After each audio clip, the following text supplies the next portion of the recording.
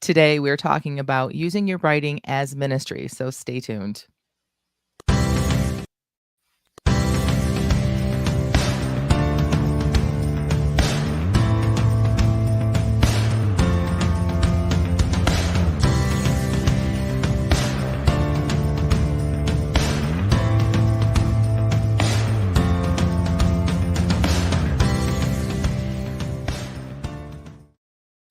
Welcome to the Christian Indie Writers Podcast, where we inform, encourage, and support Christian indie writers on their journey toward publication. I'm Jennifer Carl Tong, and I write historical Christian romance. And I'm Christina Katana, and I write Christian fantasy. And welcome to all of our listeners, including those that are here with us live. The first one to chat this morning is Purpose Behind the Pen. Good morning to you. So glad to have you here. We're also so glad to have everybody that listens to us as a podcast. We're everywhere. And we have listeners everywhere, and we appreciate every single one of you. If you are listening to this as a podcast, we would really appreciate a follow. And if you would give us a review, anything you can do to help us to grow this community of like-minded believers. I also want to say good morning to Catherine Carroll, who is also here live in our chat. So if you're one of our listeners as a podcast and you've never joined us on a Friday, we would love to have you come on over and join our live chat. We have some great people that give lots of times better advice than we do. So it's definitely worth being part of this community, which also includes a couple different things. If you want to be part of the community, please come on over to our Facebook group. The link is in the show notes. They are so great over there. I love our family that's in our Facebook group. But without any further ado, we're going to move on to our first part of our podcast. Always, every single week is the What's Up. This is where we take time out of our lives and just share like what's going on with us. So Tina, what's up with you?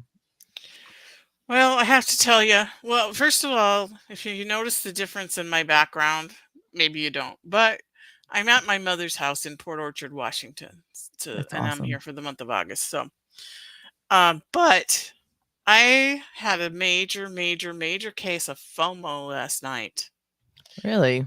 because my daughter, her friends, bought her a ticket and took her to the Brandon Lake Phil Wickham Summer Worship Nights tour in Detroit.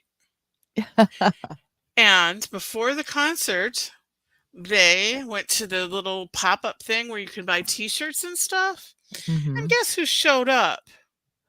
Brandon Lake. Unannounced at Was the it place. Brandon Brandon Lake? Lake and Phil Wickham. Oh, And both of them. Both of them. And she sends me a picture with her friends and their daughters. You know them, Ashley and Molly, and Yep.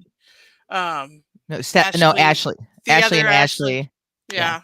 And Amber's standing next to Phil Wickham, and Brandon Lake is right behind the Molly and Sophia, is that her name? Sophie. Oh, Sophie. And I just like typed back and said, brat.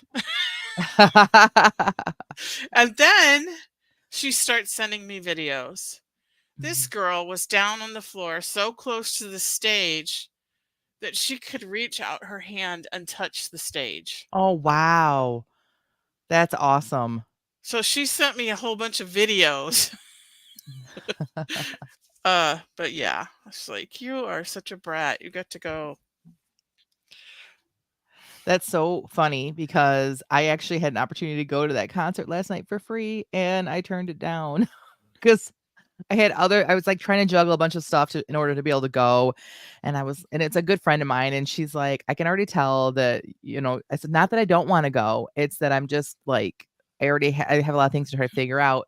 And she ended up taking another friend, and I'm so glad that she took. But everyone I know went to that concert last night. Like everybody that I know. There was a lot of people that we know at that concert last night.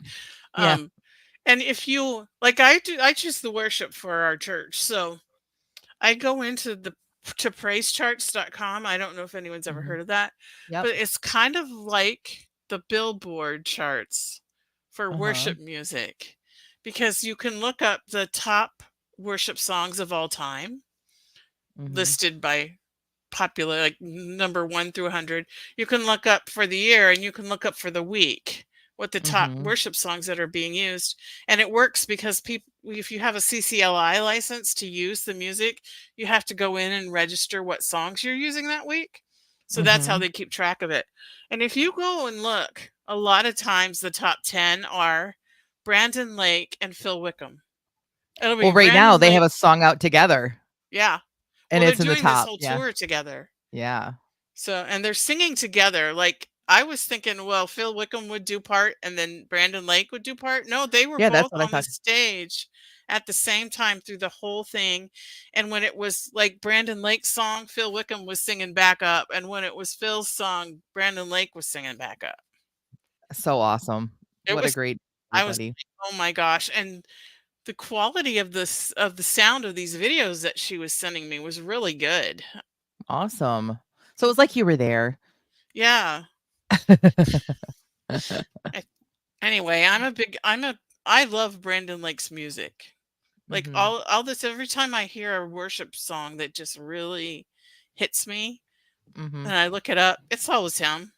Always. Yeah. Yeah. I'm very conscious of, like, I try to be, of, like, where the music is coming from too, especially with worship music because, well, I don't wanna get into too much theological stuff, but, yeah, I love his stuff too. I love his family. Like, I discovered him before I knew his music because he popped up in my feed, he and his wife on Yeah. Instagram, and they were just doing a live, and I wasn't even following them. It just kinda, because algorithms and stuff. And what a great story they have, and how cute are they I with their know. sons and stuff, and so, yeah, so I have respect for anyone who's a good family person, but And what really impressed me with the interview that I saw of him was the interviewer asked him, "Do you ever feel pressure to write the next great worship song?" And his mm, answer was great question. yes. And I have to crucify it every single day. Yeah, good for And I was him. like, wow. I mean, gosh, what a great testament that is to us as writers, Yeah. right? The pressure we put on ourselves to, like, the next great book or to um reach the same, like, have a good as good of a book as the one before, or a book that's going to sell, all these things that we strive for. Not that I'm saying that they're bad things, because this is also a business, and you have to Right. be a good steward of what God has given you, but at the same time, for what glory, right? Which, this is going to go really great into what we're talking about today, but what are you writing for? To what glory? And if it's not to the glory of God, then those other things that you are putting in front of, like, the glory of God, you have to crucify them. Like, it has to be Yeah. things that you just give up. So that's so great. What great inspiration. Yeah. Including other great inspiration from in our chat. What's up from Purpose Behind the Pen? She says book 16 is now available on Amazon. Congratulations. And she's currently working on book 17. Catherine agreed with your FOMO. She said, how awesome for Amber. Her what's up is, she said, buckling down on her pre-order during the Author Olympics and racking up gold while I do. So fun. If you are doing the writing Olympics, you for sure want to join our Facebook group, because a lot of our people are over there doing it. And so I think it's a lot of fun. I was gonna do it, but I haven't had a chance yet. Just it's just been crazy here. But Mm. and the time difference is getting to me. So Oh, I bet. I bet. Catherine says, I've had Brandon Lake's new song, That's Who I Praise, playing on loop in my head all week. I don't think I've heard it. See, oh, I it's got to go good. listen to it now. Oh, awesome. Well, my what's up, I forgot what it was gonna be. Well, last week, I do wanna apologize about last week. Right before, when we were getting ready to sprint, I had a headache hit me, like an instant knife in the head headache, and the timing was just horrible because, I took medicine, it wasn't kicking in. It would eventually, but we had to make the call, like, is it gonna kick in before we go live? Am I gonna be able I wasn't gonna be able to sprint, and so, Tina graciously, because she's my friend and cares about me, made the call. She's like, "We're cutting. We're not doing it." And Well, so you couldn't even keep your eyes I c open. It was I so couldn't. bad. I was like, it's not gonna be a good look to do the podcast with you with your eyes closed the whole time. I mean, our listeners might not have noticed, but our viewers would have been like, "What's going Yeah. on over there?" And then this week, I got up this morning, everything's fine, and then about 9:15, I got another headache. Now, if you've been with us for any length of time, you know that I struggle with headaches, and for years, the doctors were, like, baffled because it wasn't migraines, but, and they just kept medicating me. It's a whole long story. We do now know the source of my headaches, and it's really they were just tension headaches. It's something to do with the back of my skull, and as long as I like keep like working like physical therapy at myself, and when it gets really bad, then I go in for and I've been going to massage once a week. Um, and so that massage that week, it was after I had gone on the teen retreat. For those of you who weren't paying attention, I was a chaperone on a teen retreat. That's why I wasn't here a couple weeks ago. And when I got into my massage therapist is like, "What did you do?" She's starting to work on me. And I'm like, "I went on a teen retreat." Lots of stairs. We were at shout out to the like hold on a second. I'll get the name right here. Exact. Lake Michigan Family Campground. It is a very cool Christian campground right on Lake Michigan. Beautiful setting. We stayed in the retreat center. It was really great setup. Um and it's right on Lake Michigan, but it's not like when when you're in Grand Haven, you park and you're right at Lake Michigan, you just walk out to it. No, no, it's farther north. You have to go over a sand dune. So it was almost 200 stairs up and Oh, down no. every time. Well, I'm old.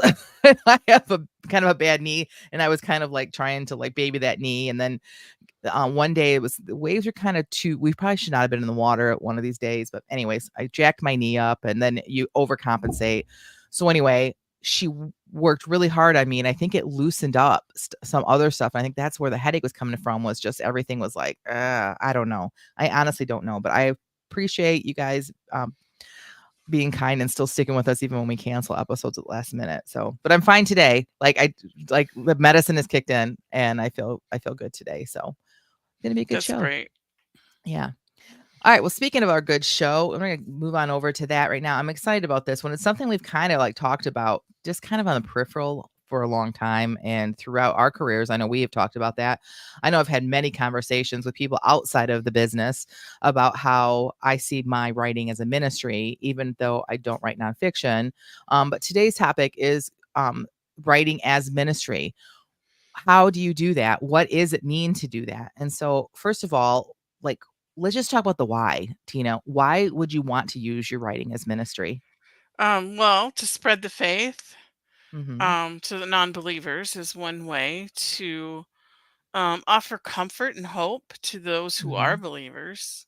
That's to see Mhm. that their struggles, like, and this is specifically, I'm thinking about my books, where people have said that my books helped them with their struggles, that Mm. in their spiritual walk that they were struggling with, um, to inspire change and Mm. also to teach. Because if you're writing nonfiction, if you're writing a Bible study or something, then to teach Mhm. the word, which Right. is a reason that's near and dear to my heart. Right. So let's Yes. start right there. Let's start with nonfiction. Because I think that's the most obvious. I think that when people think of writing as ministry, their first thought is, oh, somebody's writing nonfiction. They're writing like Bible studies or devotionals. But what are some other ways that if you're a nonfiction writer that you can write as a ministry? Well, you could write blogs, Yeah. or you could do a, what do they call it, vlog with a V. You Yeah. could do Like what we're doing, vlogs, kind but of. if you're Yeah. doing a vlog, you still have to write what you're going to say first, or at Yeah. least that's what I would do. I Right. guess some people can just get up and talk, but especially if you're doing a vlog about a serious subject from the Bible, you would have to do your homework, and you would probably have to write that. Or you could write content for other people. You could write sermons. Yeah. Or if you're a pastor, you write your own sermons. Like, I Yeah. don't know that people realize that, like, being a pastor and you are a writer. Unless you're, pulling out of your back pocket the seat of your pants every week, which I would question your call of ministry, but that's just me being Dorothy. But the Julia Sugarbaker would have issues with that. But you are a writer if you do that. Yeah. So I've had this conversation with my pastor. He's younger. I say younger because I mean, I guess someone in their 40s could be younger to me, but he's definitely younger. We have a young congregation, and I have said to him, people are always talking about his sermons and the depth of study that he goes into in order to share with the congregation. And I've been telling him, I said, you need to put this all together, like all your sermon things, put it together and let me publish it for you. Like, maybe you don't want to buy it now, but you get like 20 books out there of this, and pretty soon you'll have like a slow trickle of money coming in, towards your retirement. And I think his pushback is that there are, and I didn't know this because I've really kind of been like, I don't like visit a ton of churches. Like, I know I've done a few church plants, so I've not been in the same church my whole life, but they've all been planted by the churches that I've been in. Mhm. But I guess they're like, when you go to a mega church or to different places, there'll be like a whole like corner or whatever, like a bookstore full of the pastor's books. And it feels very commercialized to him. And I'm trying to change his mind on that, because it isn't about like, look at me, I'm Pastor Caleb. It's about the fact that like, you've done this a lot of work, and people who listen to your sermon series would still like to get the book and spend some more time in what you're saying and the Yeah, research especially you've done. people like me, like I'm this learner Yeah. person and I want to dig deeper, and it would be wonderful to have a book on the subject where you could dig deeper in a guided way. And And I have software called Logos Bible software mhm.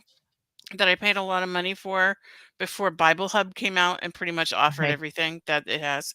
But um, there are sermons on there. Like if you're Mhm. a pastor and you're preparing a sermon, you can look up other pastors' sermons on the subject that you're preaching on. Mhm. So there is a market out there for Right. sermons. And then another thing that I've done is I had a friend who wanted to nominate her father for a distinguished service award at their church, Mhm. and she couldn't spell, or she couldn't do punctuation to save her life. So Mhm. she told me what she wanted to say about her father, and I wrote her little thing that she gave to the board to nominate him and explain why she thought he should get it. And Mhm. I'm not saying it was my writing, but he did win the award. I mean, That's he awesome. deserved it. So it wasn't just my writing. But those are just some ways that you can Little um side note, Logos. There's a website called Biblia, which I think Logos either bought out or they started it. But I love Biblia. If you're the kind of person that you read something and you want to know how it connects to other scriptures, you want to know, like, when you look at your Bible and there's a little A next to like the sentence you just read, and you can't stop yourself from looking at the bottom because you want to know what everything, all the A's and B's and all that means. You need to go to biblia.com, because all of that's it. Not only is all that in there, but any scripture that connects with what you're reading, they will be connected, and you can click and go, like, it's a web. It is mhm, like you click on one thing and it goes here and there. And it is so great for Bible study. And it's just so great to read it. And just to like, if you're the kind of person that's like, I don't know about read. I get bored reading the Bible. Do this. And then you just find mhm. yourself clicking all over the place and seeing so much about how the Bible works together. And it's, That's kind of what my Logos Bible software does. Like I can yeah. choose whatever translation of the Bible I want, have that open in the left pane or the right Uh-huh. pane. And then the Faith Life Study Bible, which is the study Bible put out by Logos, Uh-huh. on the left, and then you connect them, Mhm. and whatever scripture you go to in the Bible, automatically all the notes from the study Bible come up in the left pane. And it's got media in there, and it's got links, and any scripture reference that is in blue, all you have to do is put your cursor over it and a window Mhm. pops up on your Yeah, screen so that's you exact can read it without having to go like change where you are in your Bible. It's just, yeah. and my favorite thing is called visual copy. So I can Mm. highlight the scripture and hit visual copy, and then I choose a theme and it will put it into a PowerPoint slide for you. Oh, wow, okay, so the website I don't think does that. So you Right. probably that's what you're paying for. But the free version, it's biblia.com. We're Yeah. not sponsors, we're not getting any kickback from this, so maybe we should reach out and see. But anyway, because you do create accounts. It is great. You're gonna love it. So but it's so good for even for like me, we're gonna get to fiction here in a minute. But if you write nonfiction, it is a great, even if you like know what you're writing, just to go in and look at the scripture you're talking about in your writing and go and just go a little bit deeper, or just to see what other people are saying. So good. So Yeah. um hey, we got another person to talk to this morning. Sarah says, good morning. I actually got up early enough to catch y'all live. We're so glad you're here. I'd love to know where you are, or how, at least how early you got up, because you might have missed, but Tina is actually on the West Coast this week and got up super early to be with us. So 5:30 in the morning to be exact. wow. So what time is it there right now? It is 7:21. 7:21. Mercy. Well, actually, that's not bad for me, but like it would be. Yeah, yeah. It's That's early for you. about I'm usually eating breakfast right now Yeah, back but you home. don't usually get up at 5:30. So No. okay, so we've talked about nonfiction. I think it's kind of the more obvious way to use your writing as ministry. I think that the less obvious way is, and I've not been putting our banners up. The less obvious way is fiction. I think that a lot of people, I cannot tell you how many times I've encountered people that kind of look down their nose at me for writing fiction. And that they assume that it's, it's quote unquote Christian fiction. Like they do it in their mind. They're quoting unquoting me. They don't see it as ministry. But what do you think, Tina? Can writing fiction be ministry? Well, I 100% believe it can be a ministry because my husband was at a big church at one point, like in the suburbs, and Mm-hmm. we were done there. And we came into a different season of life. And I had been a Bible study teacher for like 15 years. That was kind of Mm-hmm. my ministry. Mm-hmm. And I was like, okay, so what is my ministry now? Because he really was in between ministries for a couple of years. Mm-hmm. And I prayed about it, and God specifically said to me, I heard him say to me, use your words. Mm-hmm. And that was his call for me. Like, this is your ministry to use your words. So then I had to go on this kind of journey of exploring that. What does that mean to use your Mm-hmm. words? We say that to little kids, use your Right. words. So I had to kind of work through it, but there's many ways that I use my words. I still teach Bible study online, Mm-hmm. streaming. And there's writing involved when you're doing that. And then my fiction, there are strong biblical themes in my fiction, Right. that because I'm a Bible study teacher, I it's kind of comes from that motivation to teach, Mm-hmm. but without the preachiness, if you know what I mean. Like, Yeah. to teach using showing somebody's real life experiences of someone who's dealing with whatever it is that I'm teaching. Mm-hmm. So I think that we probably have quite a few listeners out there that are writers who are Christian and are writing even Christian work, but maybe don't know how to really like what do you qualify it as Christian and what does that mean to so let's get into the meat of this. Okay. Um one of the first ways that we talked about behind the scenes that you can make your fiction ministry is to integrate biblical themes and values. Yes. What is some ways we can do that, Tina? Well, for me, I put my first book was about grace. Mhm. Because the question that I asked myself when I came up with the idea was, what would happen if we had lost access to the New Testament and we didn't know about God's grace and we ended up going back to living under the law? Mhm. And so that was what that theme was in that book. And I've had so many letters of people saying, I didn't really understand grace before. I'm looking at grace in a whole new way now. And so those biblical themes, there's grace and love and forgiveness and faith, how to get stronger Mhm. faith. Those kind of things, it doesn't even have to be Christian fiction. You can Mhm. put those things into regular books. Right. My first book was 100% the theme was forgiveness. I would say that it's a little bit harder for me to nail down like because I feel like I have lots of other ones. My fourth book is for sure redemption. So just getting though, and we talked not that long ago kind of about this idea and how to do this into your writing. So we don't want to go too far into this, but for sure themes is one way. Another way to integrate the biblical values that you have into your writing is through characters.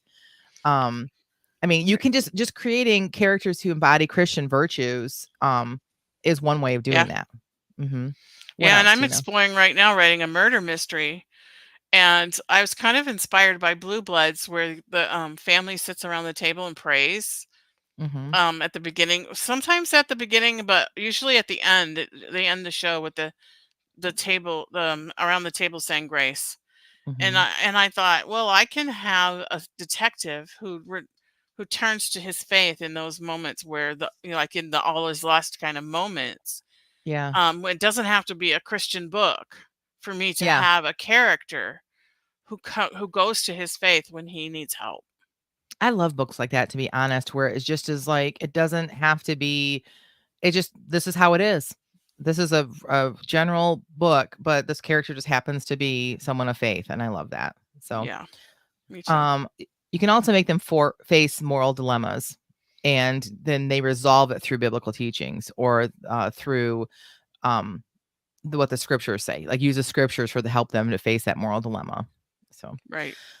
and then always plot. Right, we can develop plots that reflect the overarching story of the Bible. How else can we use plots? Do you know? Well, journeys of faith, and like Yeah. if you're not writing specifically Christian fiction, a journey of faith could look so many different ways. Mhm. And it could just kind of wink and nod at Christian faith if you didn't want to actually put Christian faith in your book for some reason. Mhm. Because we people have journeys of faith all the time. Right. And especially in stories. Right. There's so many stories out there about if you just believe. Mhm. Like that is like a Disney theme, Right. if you just believe. So there are so many. I mean, we could go on and on about the ways that you could incorporate journeys of faith, or overcoming adversity, or experiencing divine intervention. I like the idea of taking that idea of like the Disney, like you call it the Disney idea, and then but making it ministry by bringing the scripture in and showing how the scriptures, how God has called us to handle these times of adversity, how God has called Right. us to handle our journeys, and our stumbling blocks and how using that. So yeah, I love that.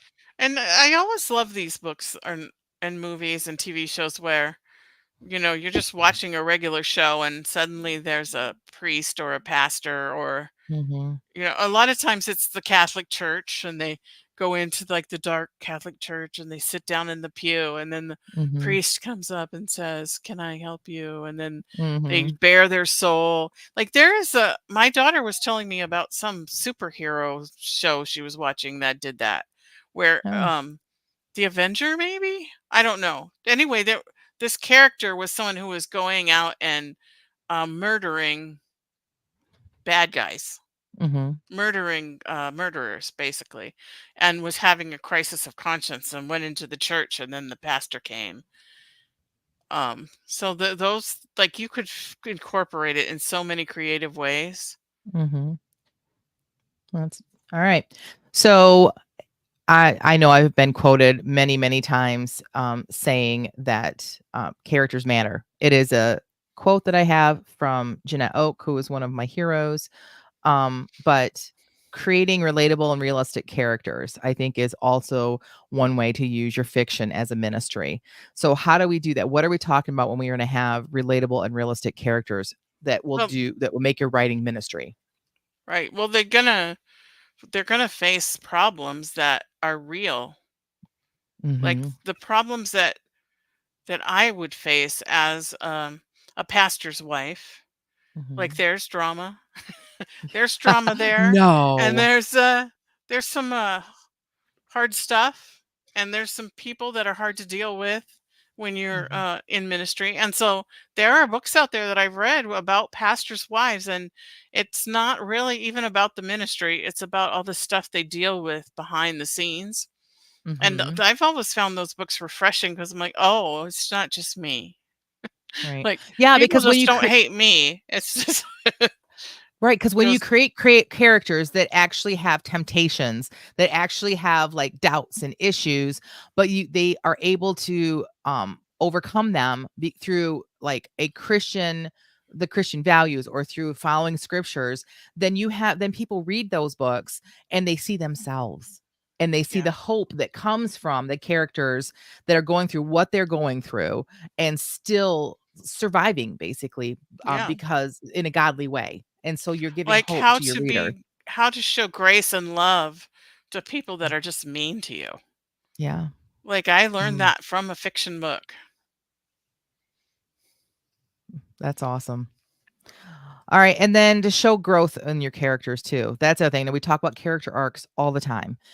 If you don't have a character arc, if your character doesn't start in one position and end up in a completely different position by the end of it, in a positive way, hopefully. If they Yeah. don't, then your story is flat.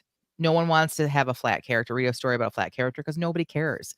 They want characters they can care about. So if you Yeah. can show growth in your character, that especially characters that are going to grow in their faith, maybe even demonstrating how they've had to rely on God, and then how that faith in God has brought their character arc into a different, has grown them spiritually, physically, mentally, everything.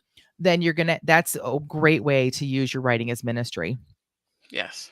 because there's all kinds of ways you can have a character arc, but by doing it based on faith and hope of the Bible, then that's going to make it a ministry. And especially if a person is struggling with those very issues and they just don't know where to go and they're trying to escape, right? Because a lot of times people go to books to escape. Right. And here's this character suddenly that like just hits home for them and maybe they Hmm. can see a way through whatever they're struggling with. I think one of the reason why romance novels are like the number one selling books out there is because of escapism. So if I can write a Christian romance that someone comes to because they want to escape their life, but I can show them hope for the life that they're living right now, then I've Yeah. succeeded. Then I've Yeah. spread the gospel. I agree. So let's move on to that. Offering hope and encouragement. Fiction books can offer hope and encouragement by, let's say, uplifting messages. What do we mean by that, Tina? Well, oh my gosh, my brain just went That's blank. okay. Like, so we're talking about stories that are gonna like ensure that we like writing stories that ensure that we're gonna convey messages of hope. So like it's even if you're writing, let's say like you're talking about writing a gritty crime drama, right? Right. But you're gonna have a character that leans on his faith without it being a Christian book, but he's leaning on his faith. Your story, even though it's gritty like that, it can still offer hope, right? And Right. resilience. This character is gonna have resilience in the face of adversity, but I feel like if even in those cases, if we can always show the assurance that God's love and of his presence, even in the worst times for our characters, that goes a long way in um, offering hope and encouragement. Yeah. When you said uplifting, my brain went on a rabbit trail. Oh, And okay. I was thinking about lifting up. And I was thinking about and this picture came into my mind of Moses when he was standing on the mountain and he had help holding his hands up. Oh, Do yeah. you remember that Bible Y- story? yes. Yeah. And so like our books can do that for people. We Yeah. can write books that will lift them up and help Mhm. hold them up for a little bit so that they can be winning in the battle for those moments that we have their attention. And so that's why I Exactly. kind of glitched. My brain kind of glitched because Yeah. I was like, I don't know if this is relevant. But then the more you started talking, I'm like, yeah, I think it's relevant. I'm going to say it. Yeah. And then by offering these like stories that encourage hope, then also like we talk about like bringing when you bring your book to a close, like you bring everything together, right? If we can like aim for resolutions that leave the readers like having a renewed faith themselves, Mhm. having a new hope. I read a book by Karen Kingsbury years ago. She's a great writer. If you've not read anything of hers, even if you don't like romance, you need to go read her writing. Trying to think of the name of the book, Time to Dance. Something it was a time these are a two-book series, and she only wrote two books in the series. But at the time that I read that, there was some conflict happening in my marriage. That's all I'm gonna say. And when after reading that book, I had such hope and encouragement because the characters in that book go through marital problems. They literally are on the verge of divorce. And she writes a story that shows how God can bring a couple back together, how God can redeem a relationship. And I was so encouraged by the time I finished reading that book that like it gave me new hope. Like, not that I was on the verge of divorce, but it was at that point in our marriage, it was pretty bad. It was. If Yeah. I'm to be completely honest. And that was so encouraging for me. And it helped me to turn back to the scriptures. It helped me to like kind of hand some things back over to God and say, okay, I'm gonna stop hanging on to this. I didn't even realize I was hanging on to it until I saw these two characters hanging on to things that and as a reader, I'm like, stop doing that. And at the same time, I was doing something very similar, right? So Yeah. it was very, very encouraging to me to read that book. So And that's another example of not only encouragement, but it's a teaching moment because you see characters that are doing things that you're doing and you're like, what are you doing that for?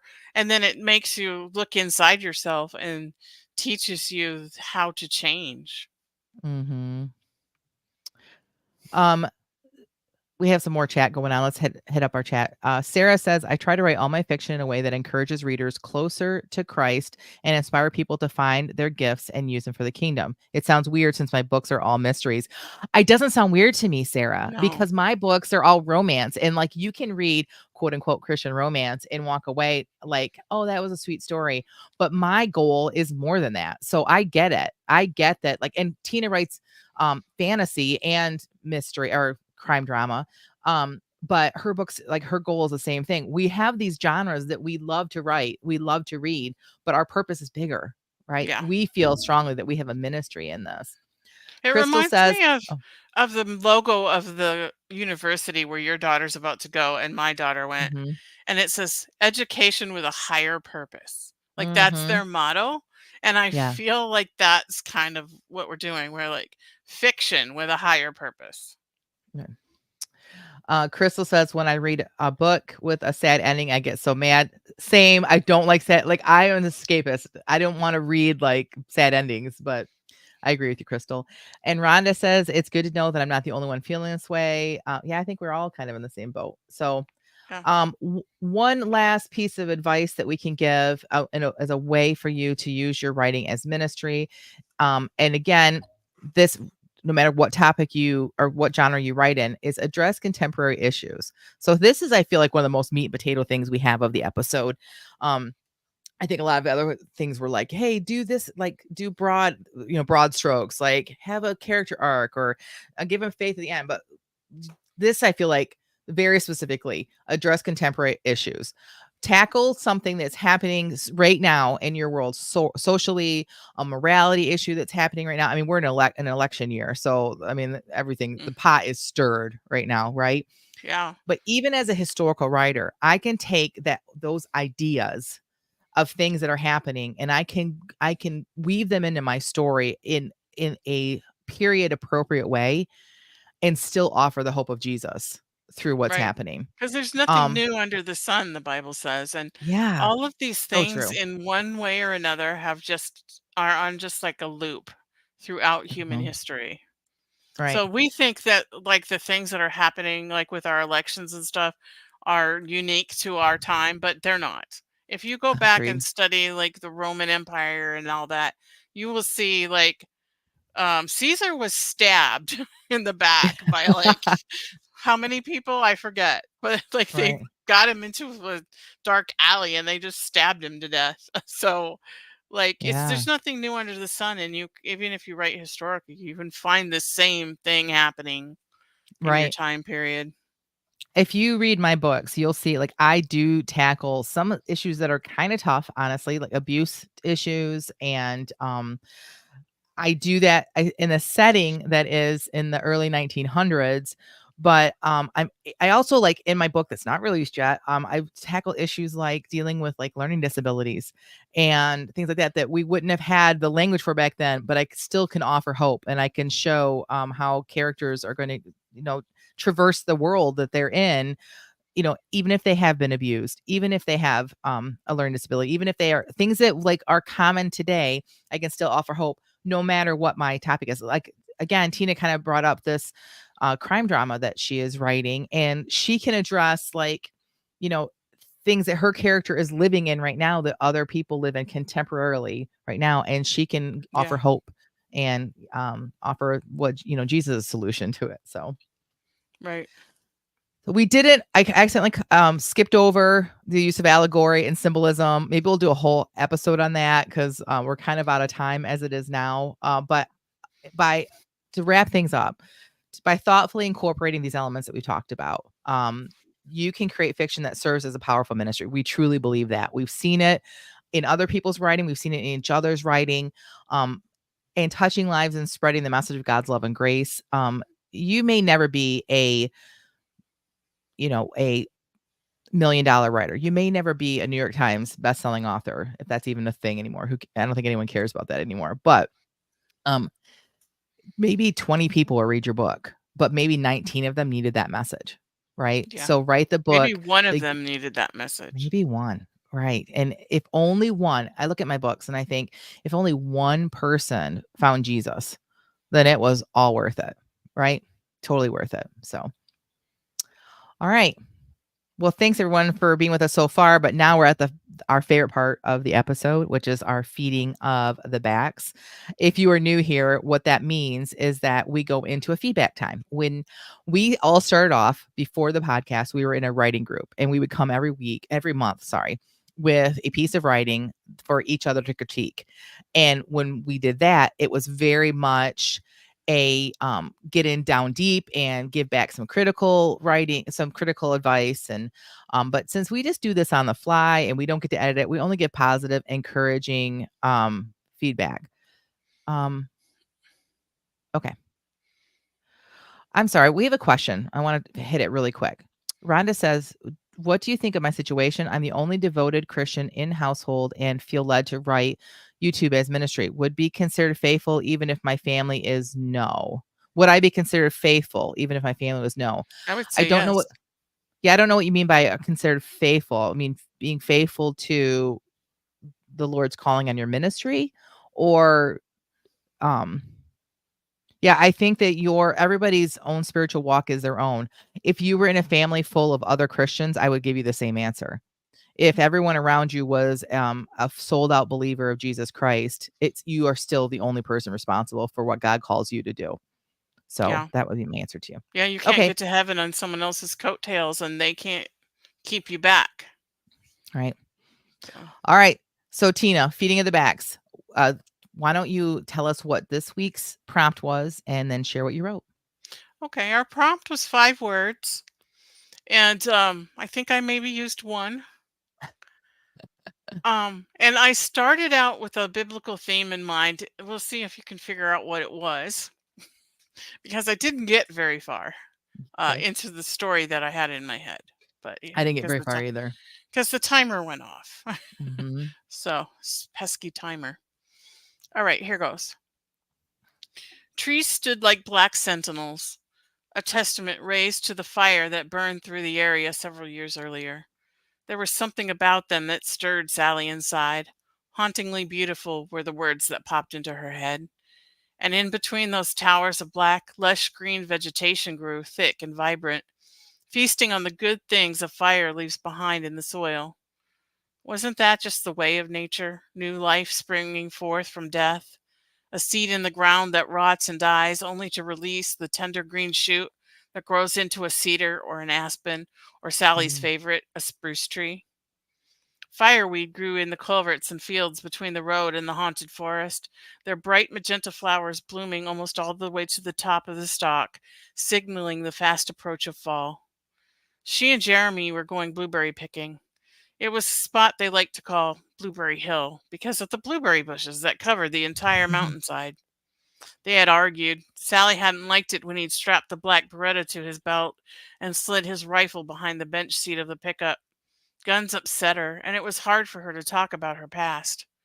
Why do you need 2 guns? She'd chided. Are you too chicken to face those terrifying blueberry bushes without them? He'd looked at her first in surprise at her derisive tone, and then his eyes had narrowed. Just so we're clear, he'd said, it's not the blueberry bushes you need to worry about. It's who's in the blueberry bushes that you need to worry about. Oh, is that where all the murderers and rapists hang out? She'd said, wanting to say it in a nicer tone, but her anxiety preventing her tone from doing so. More like the predators. In this case, large, furry black ones, or even larger, hairy brown ones that can rip Mhm. your throat out with one swipe of their very long, sharp claws. The rest of the time she'd sat in silence as close to the door as a seatbelt would allow, sulking and watching the haunted forest whiz by in her window. And then the timer went off. Okay, I love it so much. I First of all, I'm this is a totally side note. I'm always confused by people who, like, feel unsafe with somebody who has guns, only because I was raised around guns, and, like, I feel so much more safe knowing that somebody has a gun, like, because Same. generally you yeah, like, 'cause you know what you're doing, like, if you're nervous about somebody else being around somebody else who has a gun, I'm usually, like, thinking you don't need to have a gun yourself, like, because 'cause you're just not, Hmm. so anyway, so, like, that for me personally as I read that, that tells me a ton about that character. Her reaction to him having 2 guns, but they're going out into the woods, like, Hmm. why wouldn't you wanna have guns? We're not talking about going, Yeah. downtown shopping at Macy's and he grabs 2 guns. That's different. We're talking Right. about going out into the woods. So that tells me a ton about her character. So I love that. Again, back to we always are saying show versus show, don't tell. You showed me so much about this character in just her reaction to him having a gun. I love the imagery of the berry bushes. I have questions about the berry bushes, but I want it to come off as criticism. I'm just curious because the berry bushes, the wild berry bushes in Michigan, when you go like up to the UP, are very low to the ground and nothing could hide in them except for snakes. So that's what I was expecting for him to say was snakes. But then you said bears, and I'm like, oh, the bushes must be different in the setting Well, of this story. I would probably have to word that different if I wasn't sprinting, because Right. they're very low in Alaska too. But Oh, the thing okay. is, it's like the entire mountainside is Yeah. like literal. Like this is a real place that I went with my parents as a Cool. child, Uh-huh. and we called it Blueberry Hill. That's And my awesome. dad used to tease me and say, "Now you go on ahead, Tina, and check for bears." And he had a black Beretta and a rifle with him. That's awesome. I love that. So I was gonna ask you if this was, like, so your that's dad. like Yeah. it's almost like my story, but Mhm. with this character who's afraid of guns. So Yeah. the thing is you can see the bears Mhm. and they might look like they're far away and that you're safe, but you would be absolutely shocked at how fast a bear can run. Oh, yeah, I bet. And Yeah, I so bet. you can't rely on, oh no, look, the bear just appeared over the rise of the hill. Right. Run. No, don't. First of all, don't ever run from a bear. And second of all, the gun is not to shoot the bear with. The rifle's to shoot the bear with if he gets too close. Mhm. But the pistol makes that loud sound, and most of the time, the bears are going to run away. Ah. And my dad taught me to shoot that gun when I was 7 or 8 years old. Mhm. Because if you're in a situation where there's a bear, whoever's closest to the gun is going to be the one to shoot it up in the air. Mm. So that's the so yeah, you're right. You would be able to see the bear, but Yeah. because it's such a vast amount of blueberry bushes over the whole mountain, Gotcha. like there Mhm. could be like a little rise that the bear's behind and you can't see him and Mhm. suddenly he's there. So that's One the more que one more question. Did your dad always sing the song when you guys went up there? no, he never sang a Oh. song. Aw. That's a I great think it story, was just Tina. my brother and I that called it Blueberry Hill actually, Aw. but I yeah, love and we that. had these this is totally off topic, but we had these square metal cans that had Uh-huh. teeth on them like a comb on the end, and they were Uh-huh. slanted like this. And you would just take the comb and run it through the bush. I can see that because I've seen if they're similar to the ones that are in the upper part of Michigan, like, it's very low to the ground. The blueberries are smaller. They're very sweet, though, and, like, it would be, like, you just kinda scrape them out, Yeah, you like just go yeah. like this. So that's why you're not like that's another thing. You're not in one place the whole time. So you might be walking and come up to like this Right. rise and you don't know what's on the other side. Yeah. So Yeah, great story. I see, because it brought up so many conversations, so many questions for me. That's good writing because it felt really real to me, and I wanted to know more. Like, you just made this up on the fly, but I wanna know more. So that was good yeah, done. Well sort of, done. because we've been there so many times, and I was Yeah. just seeing it in my head, and That's yeah. always the way, right? Hmm. Okay. Excuse me. So mine is, I 2 weeks ago, 3 weeks ago when I was here. Wow, it's been 3 weeks. 3 weeks ago when I wrote last, I wrote in my Widows of the West 2, and I wanted to continue that. So I used 0 of the words. I was trying. I really wanted to get to I had a couple of ideas and I just couldn't get there. It took me forever to write this. I'm not happy with it. I think because I know where I'm wanting to go with it, and 15 minutes is just not enough. So I'm probably like speeding my way through things, but okay. So if you remember last time I read, it was with I've changed Charlotte's name to Loretta because I have too many C's in book 1 of the series. And so it's Loretta and Shane in book 2. So and he had just come up and scared her, and she was talking about her hands being cracked, but that she was proud of it. But the minute that he mentioned them, then she got self-conscious. That's where we're at. Okay. Okay. Stubborn woman, Shane grumbled under his breath, but Loretta heard it nonetheless. But before she could respond, she was rendered speechless when Shane grabbed her hand and began massaging the thick substance into her skin. The cracks in her skin screamed in protest initially, but as Shane continued his ministrations, a soothing relief began to cover her hands. But that relief was short lived as another uncomfortable sensation began to overtake as Shane's large, calloused fingers continued to gently knead hers. Loretta jerked her hand away. That's enough, she snapped at him. Shane's brow furrowed. But I haven't even applied it to your other hand. One hand is plenty, she said haughtily. Now, if you don't mind, I'd like to get back to my own work, thank you very much. Shane continued to scowl at her, but eventually shrugged and walked off. Suit yourself, she could hear him say as he led Riddick to the barn.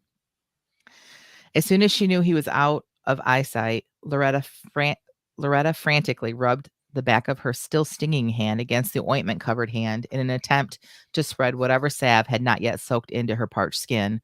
But she really wasn't that successful, and she cursed herself for being so rash. She returned to the house and leaned against the closed door, willing her heart to stop beating against her chest. Shane had touched her, and at first it had felt nice if she were being honest. But then it started, like it always did, whenever a man touched her, even in the slightest of ways. 3, 2, 1. Oh man. I don't want to know if this is a good or a bad thing.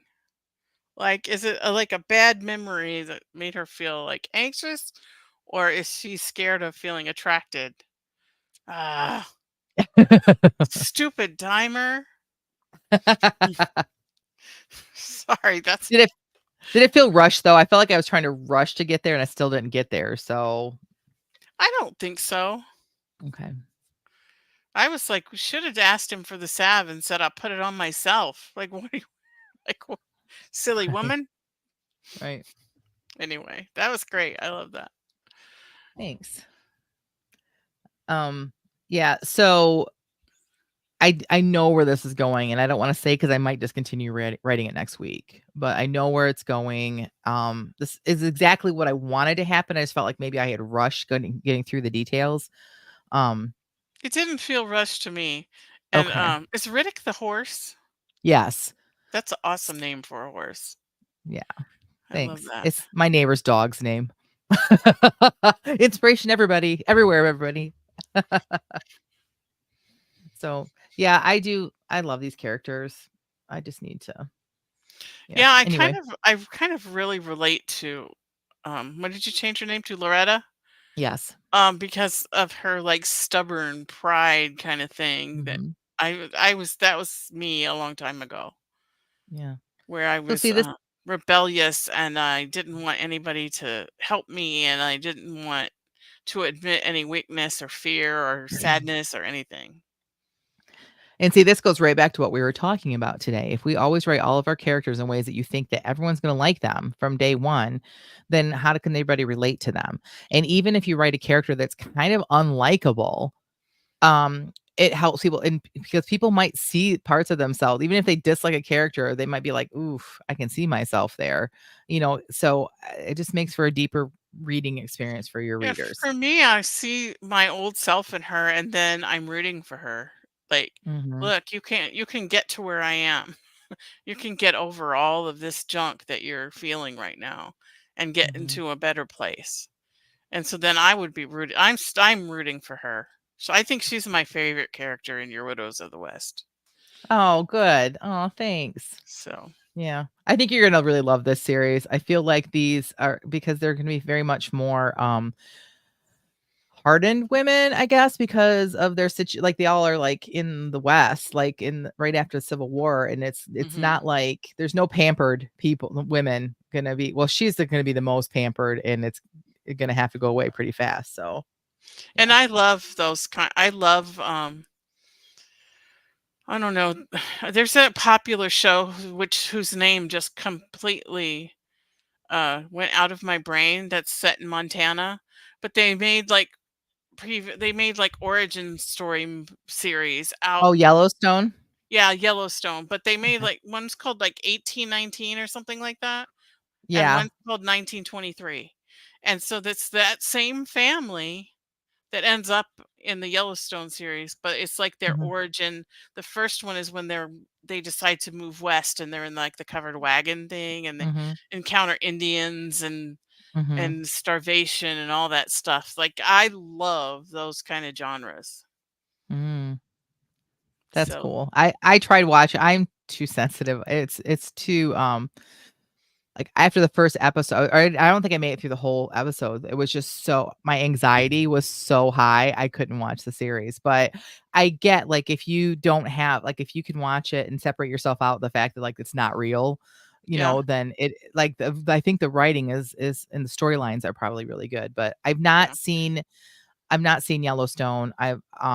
Don't. I think okay, I don't so I heard things about Yellowstone and why I should not watch it, and I didn't know if the prequels also have, like, the nudity and the all that kinda stuff. So, like, I've never, There like, really might have been a little bit in the first one just because mhm, of the subject matter, but um glorified, it wasn't like, was it done the same way as in Yellowstone. It was gotcha. more of it was a different thing. And I wouldn't let your girls watch it unless you watched it first to make sure that it Yeah, wasn't cuz there's like female issues and Indians and mm. so Yeah, I'll say no to that then.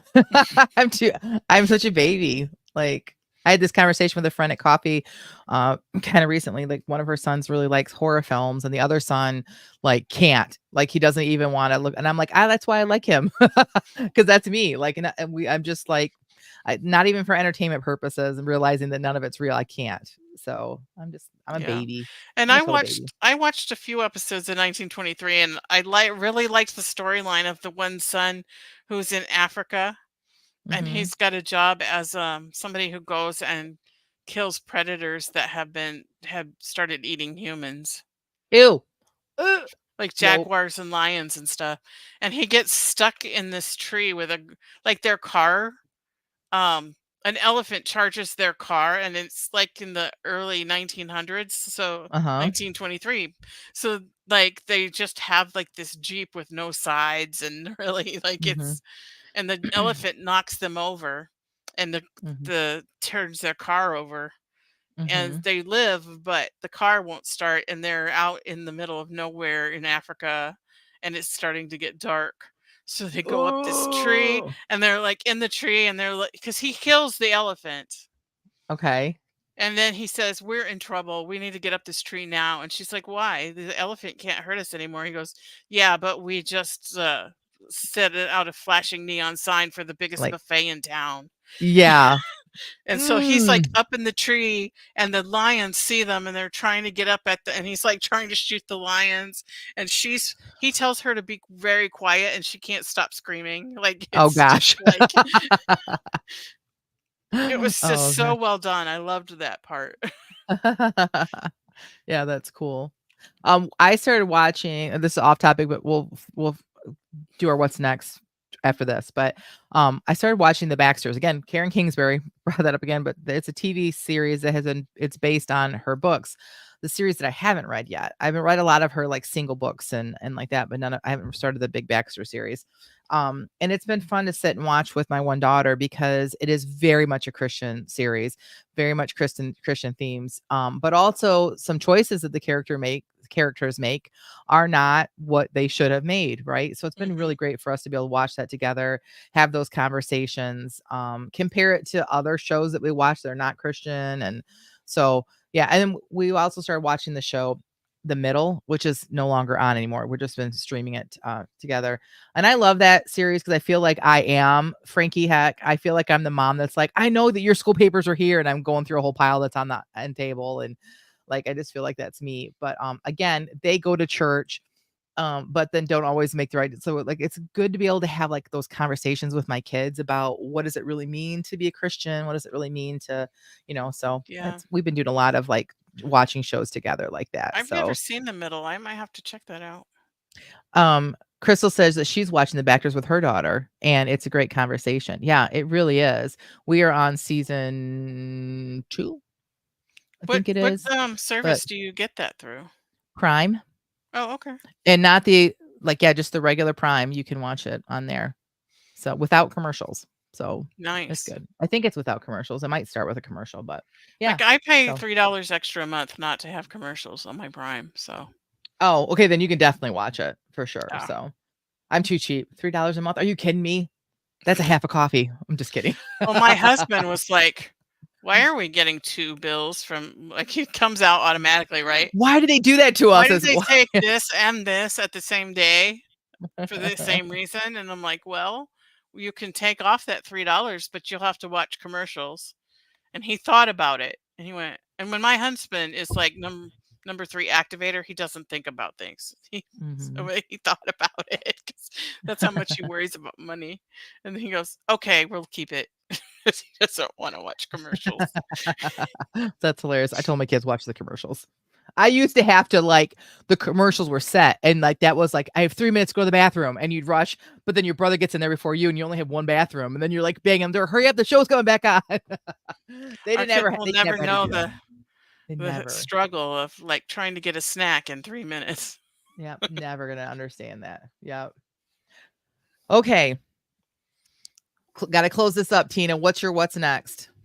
Well, my mother has projects for me, so I Nice. really, like I know she wants me to help her reorganize her walk-in closet. I know that she said her, laundry room needs to be cleaned, and I've seen stuff around the house that just needs a good cleaning.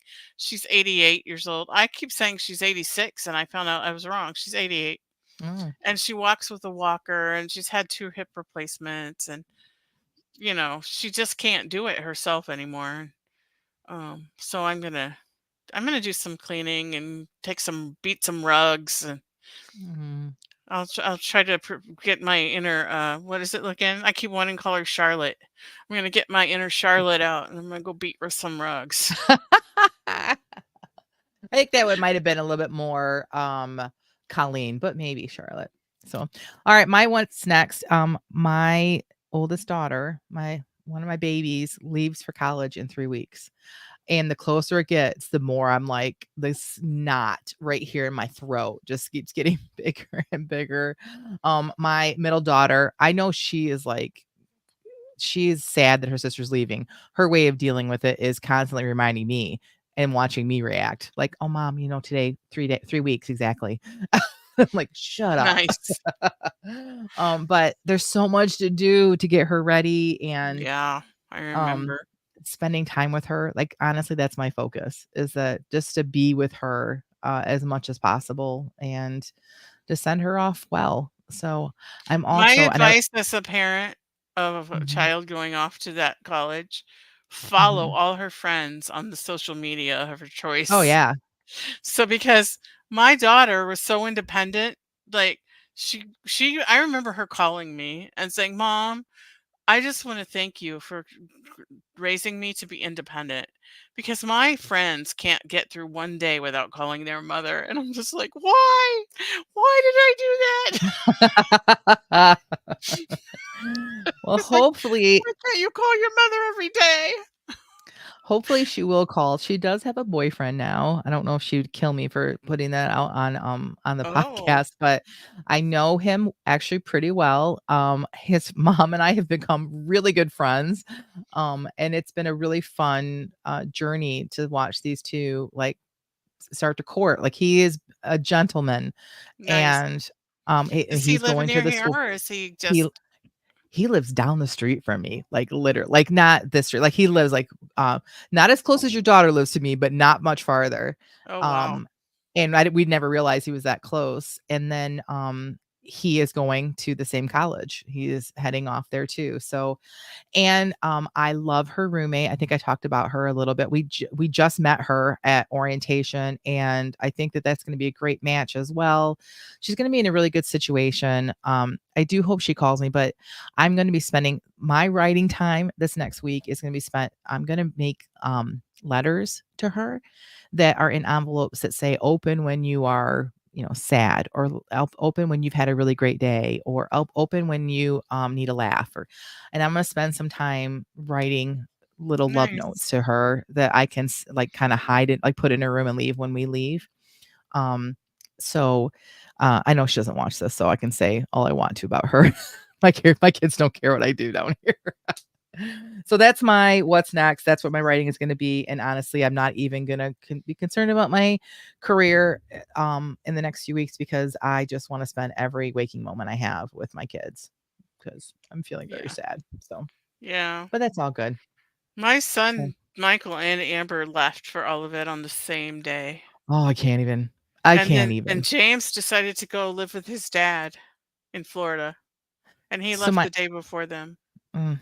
So my son, my stepson, but he's my son, works at this same college, which is a great safety net. He and his wife both work at the university, and he's there. So we go down there all the time anyway. I shouldn't say all the time, but we do.